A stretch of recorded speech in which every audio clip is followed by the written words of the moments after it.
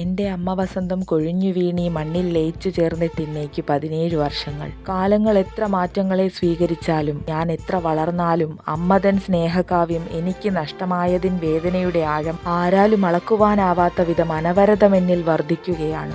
എനിക്ക് എഴുതി തീർക്കുവാനാകാതെ പോയ അതിമനോഹര കാവ്യമാണെൻ്റെ അമ്മ. ഞാൻ സ്നേഹിച്ച് കൊതി തീർന്നിരുന്നില്ല.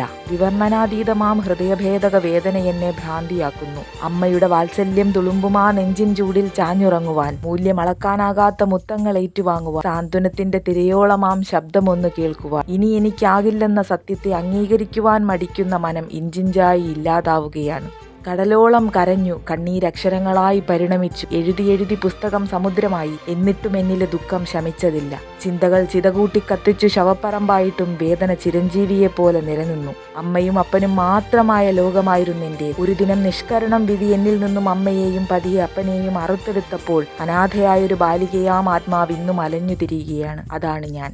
അന്നത്തെ ആഘാതമോ അത് അംഗീകരിക്കാത്ത മനമോ എന്നറിയില്ല, ഇന്നും ഓർമ്മകളെയും ചുമന്ന സ്വപ്നലോകത്തിലൂടെ സഞ്ചരിക്കുകയാണ് തീർത്ഥാടനം പോലെ. ഇനിയും ഒന്ന് കാണുവാൻ നിദ്രയിൽ സ്വപ്ന കവാടങ്ങൾ തുറന്നു വച്ചു കാത്തിരിപ്പു ഞാൻ. അമ്മയുണ്ടായിരുന്നെങ്കിൽ, അപ്പനുണ്ടായിരുന്നെങ്കിൽ എന്ന് വീണ്ടും വീണ്ടും ചിന്തിപ്പിക്കും വിധത്തിൽ ജീവിത സാഹചര്യങ്ങൾ ഓടുമ്പോൾ ഹൃദയം നുറുങ്ങുന്ന വേദന ആത്മാവ് സ്വയം സഹിക്കുകയല്ലേ വഴിയുള്ളൂ. അമ്മയുടെ മരിക്കാത്ത സ്മരണകൾക്ക് മുൻപിൽ ആത്മരക്തമാം കണ്ണുനീർ പൊടിഞ്ഞ പുഷ്പങ്ങൾ അർപ്പിച്ച് പ്രണമിക്കുന്നു ഞാൻ.